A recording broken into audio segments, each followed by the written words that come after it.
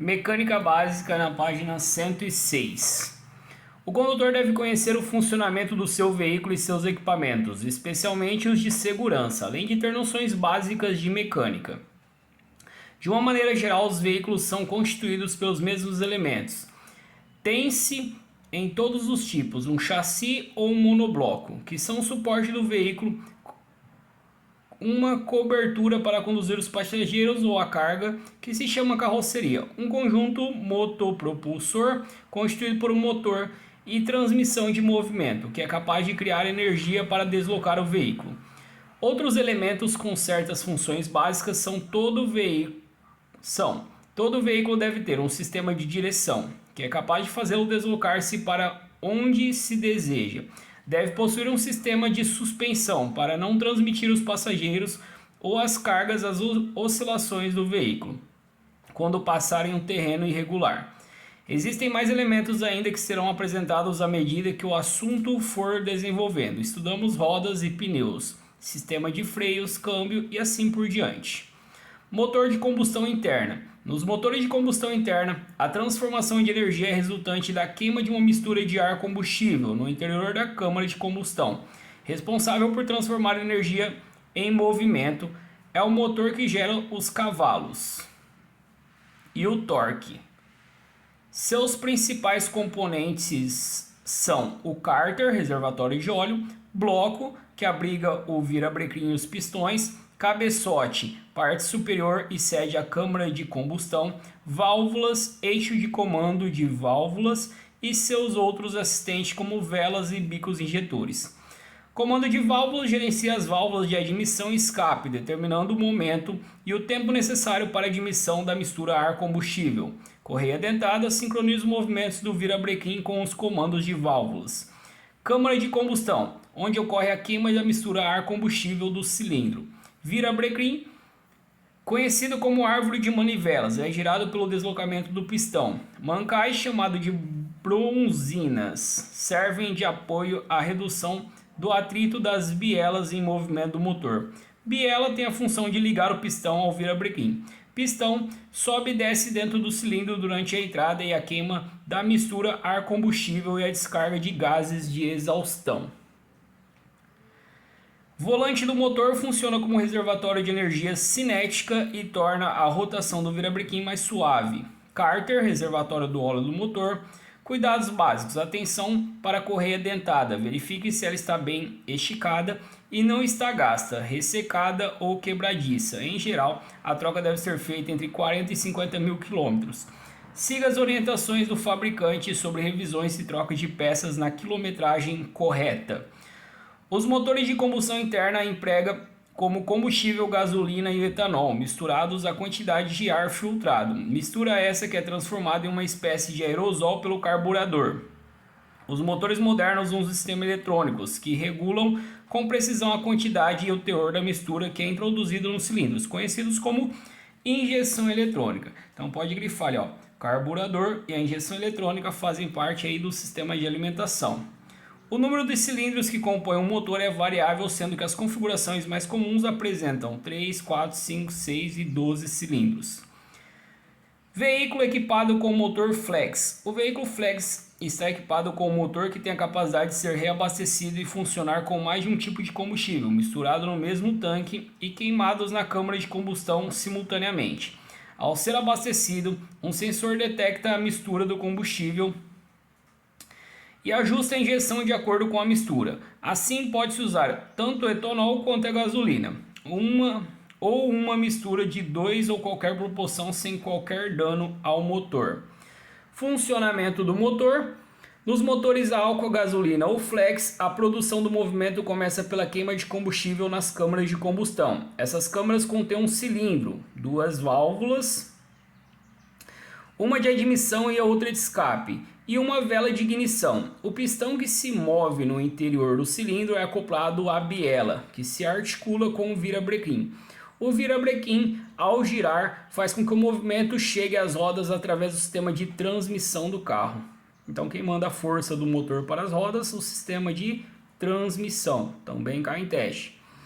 Os cilindros são aberturas no bloco do motor nas quais os pistões deslizam, subindo e descendo de acordo com a explosão e o movimento do virabrequim. As ilustrações mostram o esquema do motor a 4 tempos. Então, quais são os 4 tempos do motor? Admissão, compressão, explosão e escapamento ou exaustão. Se quiser escrever a palavra exaustão aqui junto com escape, cai desse jeito também em teste. Então, o primeiro tempo, admissão, a válvula de admissão se abre e uma mistura de combustível e ar é injetada nos cilindros através da válvula de admissão, enquanto o virabrequim se gira e empurra o pistão para baixo. Segundo tempo, a compressão, a válvula de admissão se fecha e a mistura é comprimida à medida que o pistão se eleva. E antes que chegue à parte superior, a vela se acende. Terceiro tempo, a explosão ou combustão. A mistura acende-se, os gases quentes se expandem, formando na explosão. Produzem uma força que faz com que o pistão abaixe novamente, acionando o virabrequim. Quarto tempo, o escape. A válvula de escape abre-se e os gases são expulsos pelo pistão que se eleva. Sistema de alimentação. Fornece a misturar combustível para o motor a quantidade no momento adequado. A mistura gasosa é formada no carburador ou nos motores atuais, calculada pela injeção eletrônica. Então, carburador e injeção eletrônica sendo falado aqui, então fazem parte do sistema de alimentação. O sistema baseia-se em um microprocessador que faz todo o gerenciamento do motor, controlando o seu funcionamento da forma mais adequada possível. Esse sistema veio substituir os convencionais sistemas de alimentação por carburador e injeção eletrônica transistorizada. Isso significa que o sistema cuida de todo o processo térmico do motor, com a preparação da mistura ar-combustível e a sua queima e exaustão dos gases. Para que isso seja possível, um microprocessador deve processar as informações de diversas condições do motor, como sua temperatura, a temperatura do ar admitido, a pressão interna do coletor de admissão, a rotação, entre outros. Tais sinais, depois de processados, servem para controlar diversos dispositivos que atuarão no sistema de marcha lenta, no avanço da ignição, na injeção de combustível, entre outros. Aqui são as peças da parte aqui da mecânica, ó. Bocal do tanque, tanque de combustível, bomba de combustível, filtro de combustível, bicos injetores e filtros de ar.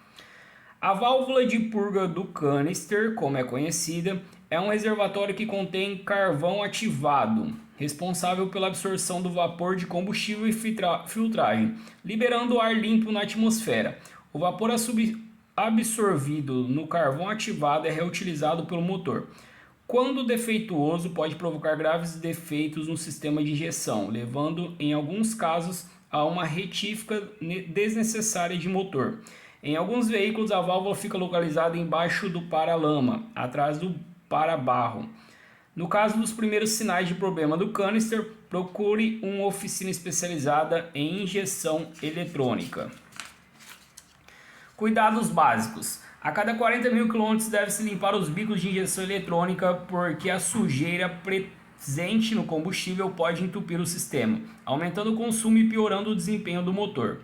O filtro de combustível impede que partículas que estejam no tanque do carro, tais como ferrugem, pó, água ou sujeira, cheguem à bomba de combustível e o bico injetor, preservando a sua vida útil. Sua troca é recomendada entre 10 e 15 mil quilômetros. O filtro de combustível vencido ou danificado compromete a bomba de combustível e deixa o sistema de injeção sujo. Isso gera falhas, afeta o rendimento do veículo e aumenta o consumo de combustível. O filtro de ar tem a função de separar e eliminar todas as partículas existentes no ar aspirado pelo motor. Os filtros devem ser trocados a cada 10 mil quilômetros, pois sua utilização correta aumenta consideravelmente a vida útil do motor e diminui o consumo de combustível. Sistema de arrefecimento.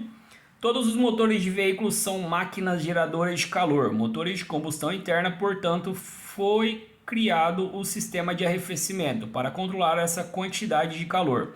Fazem parte do sistema de arrefecimento radiador, líquido de arrefecimento, bomba de água, mangueiras, válvula termostática, ventilador, interruptor térmico da ventoinha, cebolinha, reservatório de expansão. Radiador, componente destinado a efetuar a troca do calor da água aquecida pelo motor para o ar ambiente e, com isso, manter a temperatura do motor dentro do previsto pelo fabricante. Líquido de arrefecimento é destinado a elevar o ponto de ebulição e congelamento da água, além de lubrificar e proteger contra a corrosão. Bomba de água faz circular o líquido de arrefecimento entre o motor e o radiador. Cai em teste.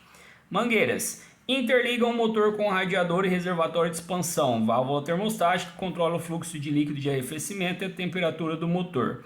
Ventilador, ventoinha, é uma hélice destinada a aumentar o fluxo de ar e assim resfriar o líquido de arrefecimento no radiador. Interruptor térmico, interruptor de corrente elétrica sensível à temperatura, é usado para controlar o funcionamento da ventoinha. Reservatório de expansão, recipiente suplementar destinado a recolher o excesso de volume de água que se dilatou ao esquentar. O reservatório indica-se a quantidade de água existente no radiador e no restante do sistema de arrefecimento, mangueiras e bomba de água.